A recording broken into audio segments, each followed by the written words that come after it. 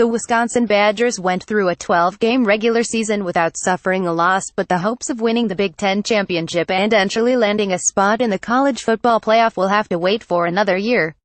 The Badgers' typical recipe of running and strong defense never skipped a beat this season, despite having to replace a key running back and a couple of injuries to the defense. Before the Badgers wrap up their season in the Orange Bowl against the Miami, here is a look at the highlights of the season for Wisconsin.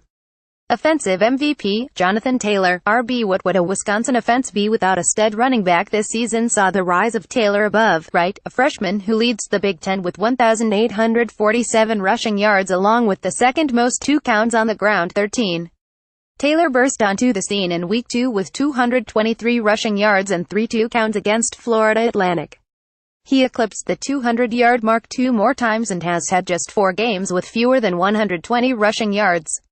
Defensive MVP, T.J. Edwards, the junior linebacker earned first-team All-Big Ten honors after recording 11 tackles for a loss and 75 total tackles for the Badgers' defense in the regular season. In addition to his big tackles, Edwards also has picked off 4 passes, returning one of those for a touchdown. Best freshman, Jonathan Taylor, RB. It should go without much debate the best freshman on the roster in Madison this season is the Big Ten's leading rusher. Taylor followed in the footsteps of a number of great running backs to come through the program before him and has continued to carry on the legacy of the position. Taylor is easily on his way to rushing for 5,000 career yards in Madison. Best play of the season, Natural Jamerson's pick six helps hold off Northwestern in late September. Wisconsin had to hold off a late push from Northwestern to secure a 33-24 victory. Defense played a key role in the fourth quarter with a safety and Jamerson's 36-yard interception return for a touchdown.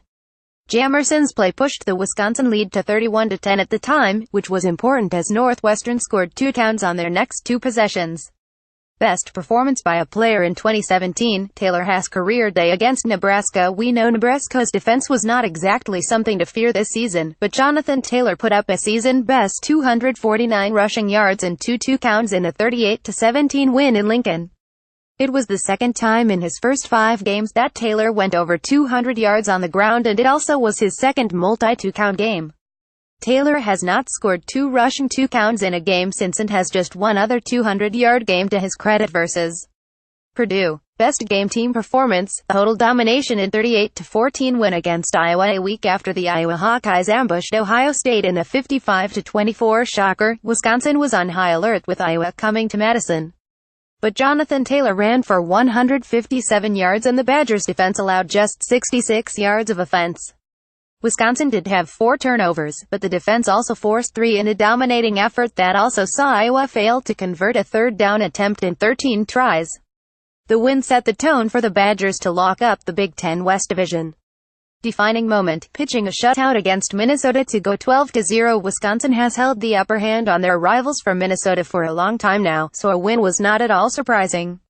But to complete a perfect 12-0 regular season by shutting out the Gophers 31-0 was a fitting end to a successful season. Doing so with their usual style against a Minnesota program attempting to generate some new sparks under the energetic PJ Fleck was also business as usual for the Badgers. Biggest surprise, Alex Hornibrook didn't cost Wisconsin a win earlier. It is a good thing Wisconsin's running game and defense were up to par because Hornibrook had his ups and downs at quarterback that could have cost most teams at least once somewhere along the way. Hornibrook has 15 interceptions in 13 games this season, including 3 games with multiple picks. From September 30th through November 18th, Hornibrook was picked off at least once in every game Wisconsin played. Biggest disappointment, not winning the Big Ten. Simply put, finishing the season with a 12-0 record and then losing in the Big Ten championship game definitely puts a damper on an otherwise impressive season. Wisconsin worked hard all year long to secure a return trip to the Big Ten championship game a season after letting a big lead go to waste against Penn State in Indianapolis. This year, the Badgers were looking to finish what they could not a year ago, but hit a roadblock against Ohio State. Senior that will be missed the most next season, Troy Fumagalli. Next year, Wisconsin will have to replace one of the nation's top tight ends after Troy Fumagalli heads off to the NFL. Fumagalli is Wisconsin's leading receiver with 43 receptions for 516 yards and 4 touchdowns. He has been one of the most reliable players in the Big Ten among receivers the last 2 seasons.